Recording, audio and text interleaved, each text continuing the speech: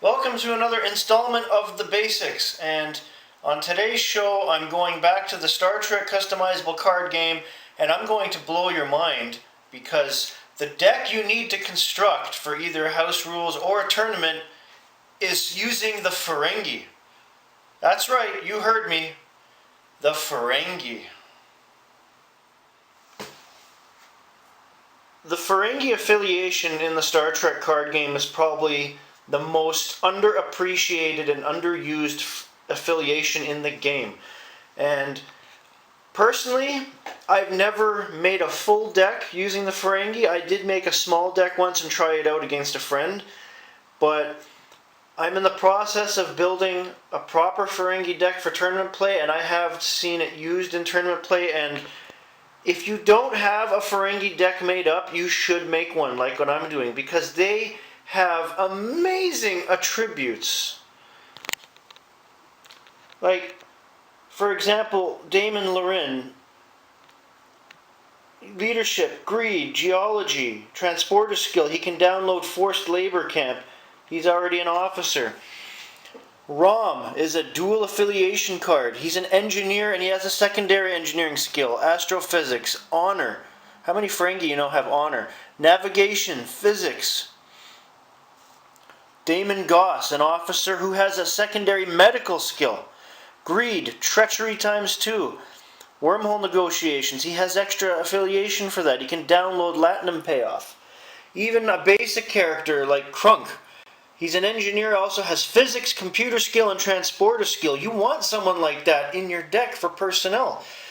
I've got several personnel like Brunt, Nunk, and Cracks that have a whole ton of attributes that are useful.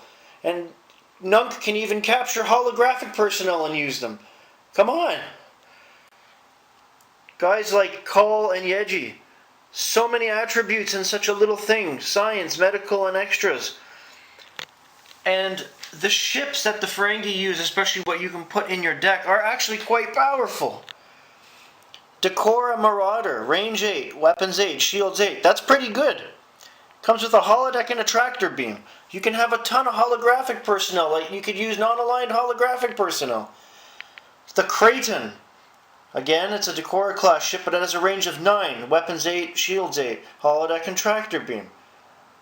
If you have Damon Togg on there, guess what? You can download Captain's Log and boost it that quickly. And if you remember the episode of The Next Generation where the Ferengi stole old Klingon ships and managed to subdue and board the Enterprise D, you have a Brielle-class Klingon ship under the Ferengi affiliation. Cloaking device, tractor beam, range of 7. Weapons 5, shield 6. Okay, the weapons aren't that great, but it cloaks and it has a range of 7. The missions that you can use for Ferengi are actually quite good, and the requirements aren't that bad. So if you can get past the dilemmas with the attributes on your personnel, which you more than should be able to with the Ferengi, you've got easy points sitting there, providing nothing else happens. A Ferengi deck is an interesting and awesome thing, and I think everybody should have one.